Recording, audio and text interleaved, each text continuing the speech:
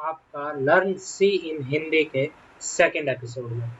दोस्तों, आज मैं आपको बताऊंगा कि जो पिछली क्लास में हमने प्रोग्राम बनाया था, जो कोड हमने राइट किया था, उसका माने क्या होता है, उसका मीनिंग क्या होता है और उसको किस किस तरीके से हम और राइट कर सकते हैं। तो फ्रेंड्स, इसी तरीके का कुछ कोड हमने अपनी लास्ट क्लास में बनाया था। तो सबसे पहले देखिए, ऊपर लिखा है हैज़ इंक्लूड stdio.h। तो ये है क्या? तो ये हैज़ के साथ में जो ये हमारी जो लगी है, ये जो पूरे हम इसको बोलेंगे, इसको हम हेडर फाइल्स बोलेंगे। हेडर फाइल्स वो फाइल्स होती हैं जो कंपाइलर्स के पास ऑलरेडी कंपाइलर को पता होता है कि क्या करना है। ठीक है, इसमें डाटा पहले से ही स्टोर होता है, स्ट्रक्चर पहले से ही होता है इसके अंदर। और भी कई तरीके की हेडर फाइल्स सी और सी प्लस प्लस में मिलती हैं आपको। सी प्लस प्लस में सी से भी ज़्यादा हेडर फाइल्स मिलती हैं।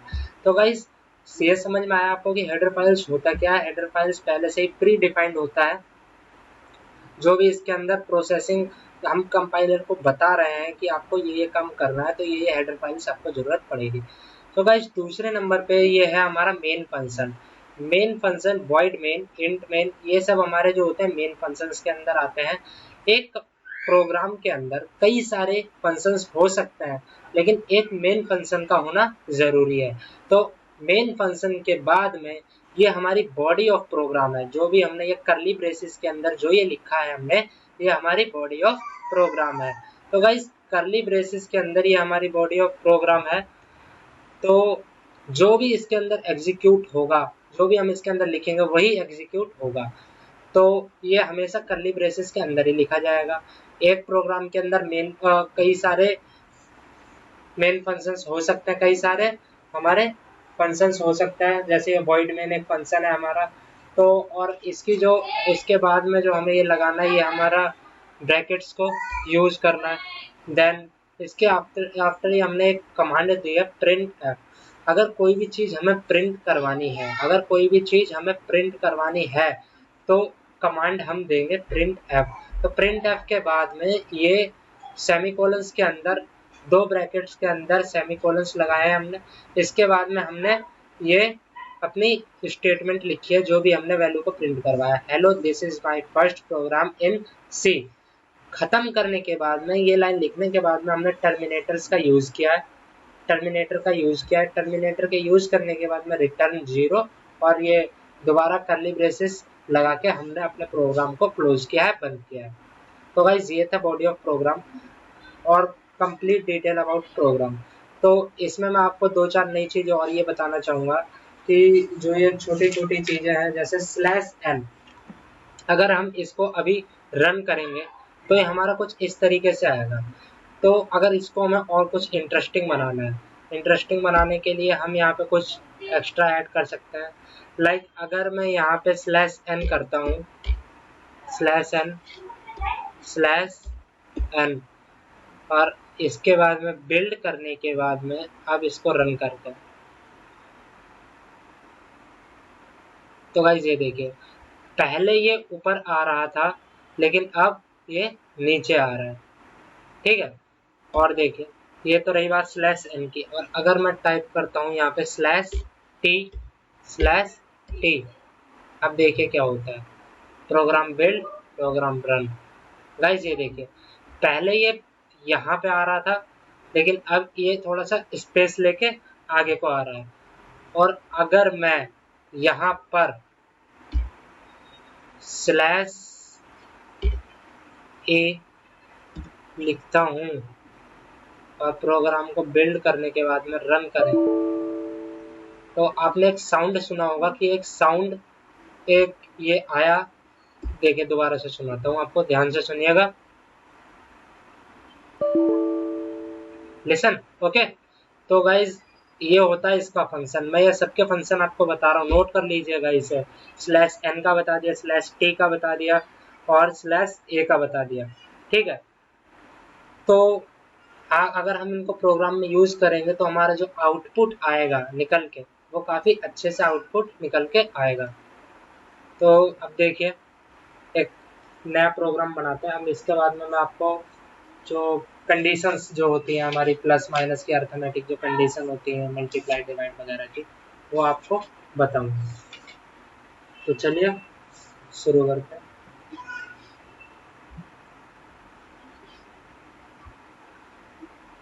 ये देखिए, इस प्रोग्राम को अगर मैं लिखता हूँ, अगर मुझे ये प्रोग्राम बनाना है, सिंपल एक प्रोग्राम बनाना है। किस चीज़ का प्रोग्राम बनाना है कि सम करना है, मुझे 2 नंबर का सम करना है। तो इसके लिए मुझे 2 इंटीजर वैल्यू चाहिए होंगी। तो मैं 2 इंटीजर वैल्यू लेता हूँ, इंट ए बी और ये टर्मिनेटर। देन इसके बाद में प्रिंटफ करवाऊंगा मैं, enter the first value.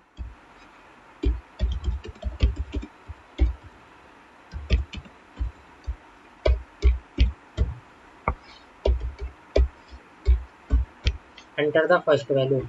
Guys ये देखिए, स्टेप बाय स्टेप आपको समझाऊंगा मैं। Enter the first value. एक मिनट, थोड़ी ये गड़बड़,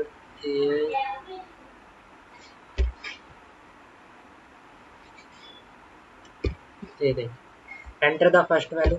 इसके बाद में मैं स्कैन करवाऊंगा, वैल्यू को स्कैन एफ करवाया, स्कैन करवाया। परसेंट डी हम इंटीजर्स के लिए यूज करते हैं। इसके बाद में वो वैल्यू मुझे किसके अंदर डालनी है, वैल्यू मुझे ए के अंदर डालनी है। तो वैल्यू मैंने ए के अंदर डाली और ये मैंने इन्वर्टेड कॉमा। गाइज यहाँ पे हमें 3 इंटीजर्स लेने होंगे, एक तो हमारा फर्स्ट नंबर, एक हमारा सेकंड नंबर। उन दोनों का जो सम आएगा वो भी तो होगा हमारा कुछ ना कुछ। तो इसीलिए मैंने 3 इंटीजर लिए। फिर उसके बाद में यहाँ से मैं एक और वैल्यू प्रिंट करवाता हूँ, प्रिंट है। अब यहाँ से हम वैल्यू लेंगे, आउटपुट से वैल्यू लेंगे इसके अंदर।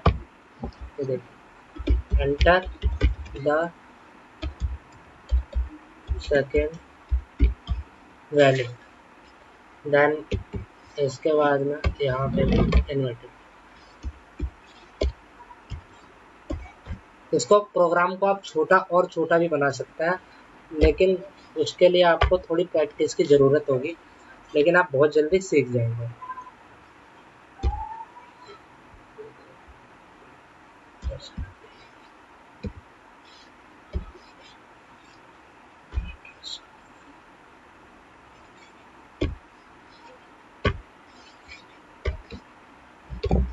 ये देखिए, मैंने पहले प्रिंट एफ करवाया। प्रिंट एफ यहाँ पे मैंने लिखा enter the value, first value. उसके बाद में मैंने स्कैन एफ करवाया, उसके बाद में मैंने प्रिंट एफ करवाया।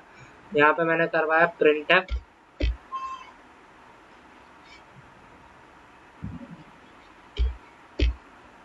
कि आप सेकंड वैल्यू दीजिए। उसके बाद में मैंने वो सेकंड वैल्यू भी बी में डाल दी। अब मैं कंडीशन लगा रहा हूँ, क्या कंडीशन क्या है मेरी कि C equal to A plus B. ये देखिए, कंडीशन लग चुकी है। देन इसके बाद में जो भी सी को भी मुझे प्रिंट करवाना है ताकि आउटपुट दिखाई दे, तो उसको प्रिंट करवाने के लिए दोबारा मैं प्रिंट एफ स्टेटमेंट लगाऊंगा।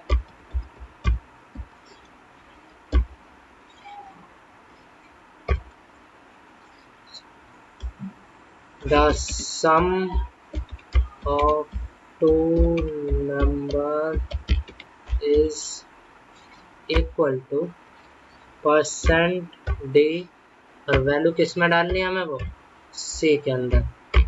टर्मिनेट किया, रिटर्न 0। इसके बाद में कुछ नहीं, बिल्ड किया हमने।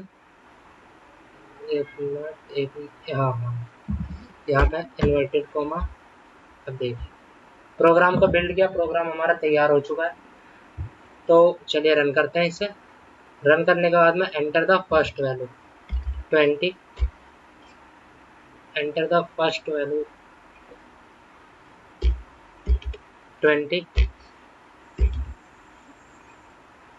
Just a second, guys.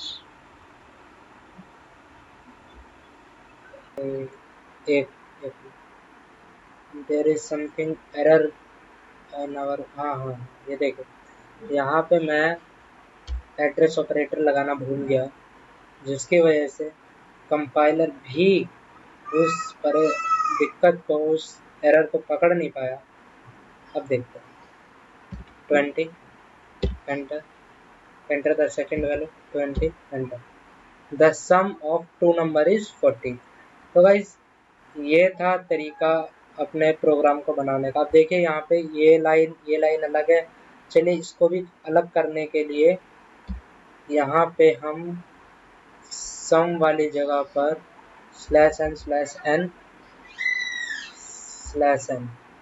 डालते हैं, program build, then run, and 20 enter 20, enter. The sum of two number is 40. Okay, तो गाइज ये था सेकंड क्लास, और अगली क्लास में मैं आपको ऑपरेटर्स के बारे में बताऊंगा। तो अगर आपको वीडियो पसंद आई है तो लाइक और चैनल को सब्सक्राइब करना मत भूलिएगा। मिलते हैं नेक्स्ट क्लास में।